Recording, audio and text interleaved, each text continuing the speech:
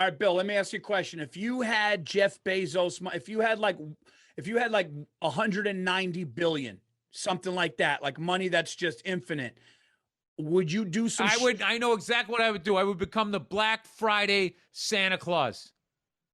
What's And the I would Black go down to Friday fucking Santa Claus? Walmart's. I'd pick a Walmart every year and be like, congratulations, Bill Bezos is here. And then what would you do? Don't need to trample anybody.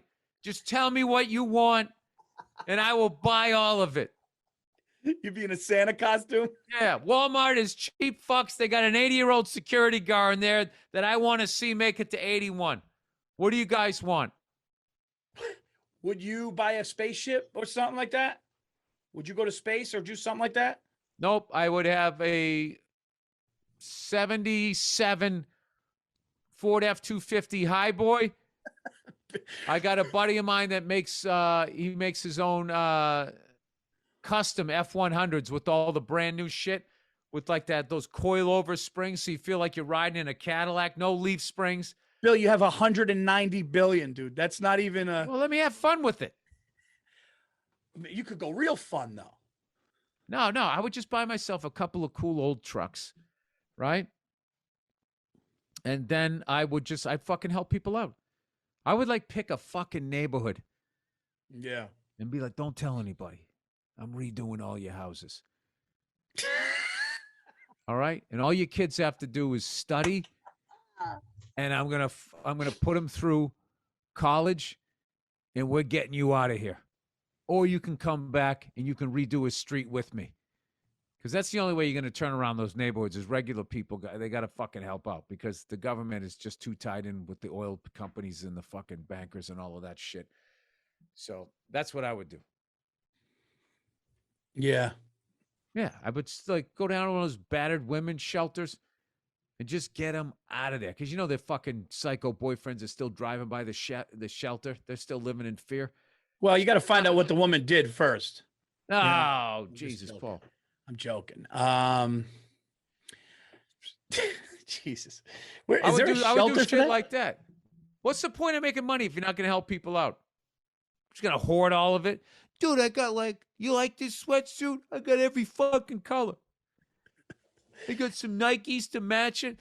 That's stupid. That's just dumbest fucking thing. I don't know. Whatever makes you happy, I guess. I would do shit like that, and I would, yeah. If I had, because then I wouldn't have to work. Dude, and then you're just showing up every day like Ed McMahon with that giant check. But I would try to educate people. Like, listen, I'm not just going to give you this money, all right? And you're going to buy a bunch of shiny shit and fucking take pictures on Instagram. You're going to be broke in 18 months.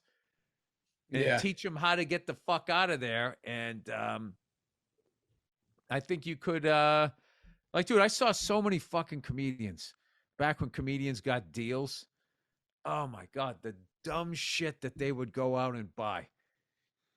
The smart ones went out. What's the dumbest you've seen? What's the dumbest shit you've seen? I knew a guy that fucking literally did the Coming to America thing where he fixed up his own fucking apartment that he was renting.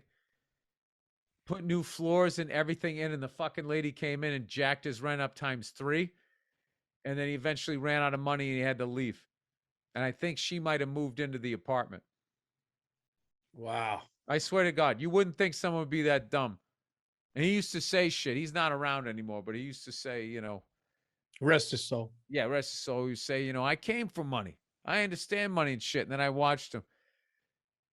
I used to give him shit because he would be on stage talking about how hard it was for him in the business because he wasn't white, right? This isn't Patrice, by the way. It was somebody else. And he was sitting there one night doing it, and he had on like a fucking waist-length mink that had a hoodie, and he had this diamond-encrusted Jesus piece, and then he had this sick-ass truck out front. And I went on stage, and I just started trashing him, and he was laughing his ass off. I go, only in America can you sit here wearing a fucking mink coat with a diamond of your phone fucking face on it, pulling up in a fucking Lexus, and I got to listen to you bitching that this business is fucking you over. He was cool as shit. He laughed about it or whatever. But Michael Strahan and another celebrity are going up in Jeffrey Bezos's rocket to do the thing that William Shatner did. And I'm thinking to myself, I'm going, that thing's had 3 flights. That thing has had 3 flights, dude. And that has experimental aircraft written all over it. That is not made by any sort of a company. No. Oh my God, dude. Dude, fuel, like that's just not fucking smart, dude.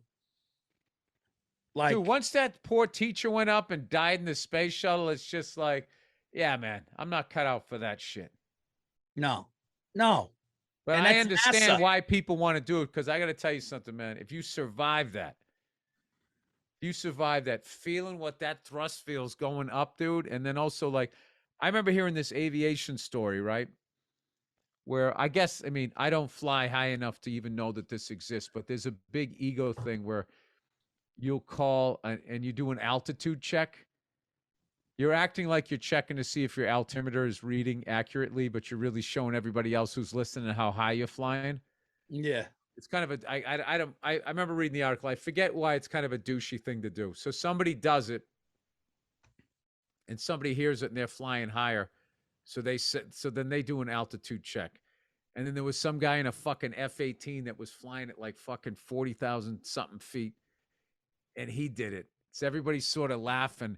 And then someone was in a stealth bomber. These 2 guys were in the fucking stealth bomber and did an altitude check. And they were like at like, I don't know, 70, 80, 90,000 feet, right? It was sort of this quick little, funny aviation story. But those guys fly so fucking high that like when they're flying over St. Louis, they can actually see the ocean, the Pacific Ocean, and like LA. And you can like see the clusters of buildings. Wow. As you're flying, like there's Denver, there's Salt Lake City, there's Vegas, there's LA. I mean, like that level high. So like when they do their flight, like I have a flight that I do, if I don't want to be rusty, where I just kind of go out and I fly like a big sort of squared circle thing that I do. And this is just over like the LA basin. And then I come back and land. These fucking guys fly from St. Louis to LA up to Seattle, like to Minneapolis and back down. And they do it in like, I think about the amount of time it takes for me to do my little thing, like how fast that thing is flying and how like they go, hey, let's take it for a spin around the block. And they just, that's fucking amazing. Yeah. So to experience that would be, well, that's what William Shatner said. William Shatner said, going from seeing all the blue, he was crying. He was actually like, dude, that was like, he said, it's just blue, blue, blue. And then all of a sudden, quiet black in an instant. And he said it was like he's like, everybody in the world, I wish could feel that and stuff. But, when you go up 3 times, man, with all that fuel and stuff like that, man, that's not. And like you said, that's not NASA. That's some fucking rich guy who has scientists build some shit. Fuck that. I'm afraid to fly to Florida. I'm not doing that. They're going up in a DeLorean. NASA actually uses a lot of the same. They buy a lot of the same stuff. So like it's all manufactured. So what does he got? So he got one of his hot rod friends putting it together? Like who's putting it together? I know he's smart. There's no way he didn't ask these questions. Yeah. So who's putting it? Some NASA guy?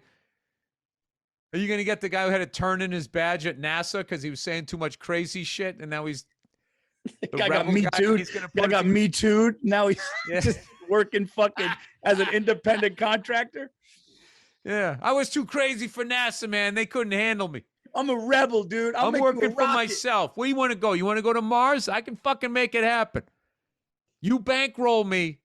I will build you something. I will put you on Mars. To fucking Mars. He's Italian. I'll send everybody to fucking Mars. Where you going? Where do you want to go? Think I give a fuck? I'll fucking, yeah. Those guys at NASA are afraid of me. That's all it is. Dude, I saw it. I saw it in the guy's face. I saw it. So it's just like, you know what? You guys all can relax here at NASA. I'm going to leave and I'm going to start my own shit. And guess what? I'm going to bury you guys. The president's going to be fucking calling me. All right? You're going to wish you never fired me. Calling you motherfuckers? I don't think they are. He's like Jerry Maguire with a box. All I want to know is who's coming with me. Yeah. Who's coming with? All right, dude. I got another podcast here coming up. I gotta go grab some lunch here. Me My too. fucking life never ends. I got something to promote. F is for Family, the final season, season 5, November 25th. Sit down, watch it. Thank you to everybody that watched it over the years. I can't thank the fans enough. It was an unbelievable ride. I met so many great people, and I learned so much about writing, comedy, editing, directing, the whole thing. So it was a priceless. Thank you, everybody. Come on, Netflix, everybody.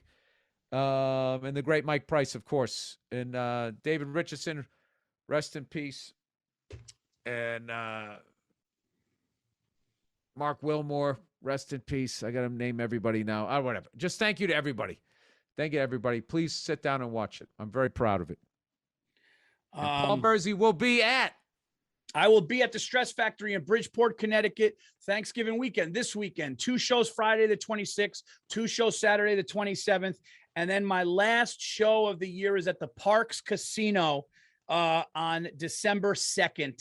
And tickets will be available for that on my website. So come out to Bridgeport this weekend, get some tickets. And Vinny Brand, Stress Factory. Vinny Brand, Stress Factory. Oh, Vinny, you're so fine. You're so fine. You blow my mind. Hey, Vinny. In beautiful Bridgeport, Connecticut. Beautiful. It'd be a little nicer if Vinny wasn't there. Let's be honest. Go check out the Monday Morning Podcast, The Verzi Effect, YouTube channels. Vinny Brand is going to be on my podcast one of these days. Is he? Yeah, he has a special, Paul. No, he's not coming on mine. He's so you can enjoy him on Bill's. Anyway, guys, we love Vinny Brand. This has been episode number 43. Enjoy. Happy Thanksgiving, everybody. Safe, happy, healthy one, and we will see you next week.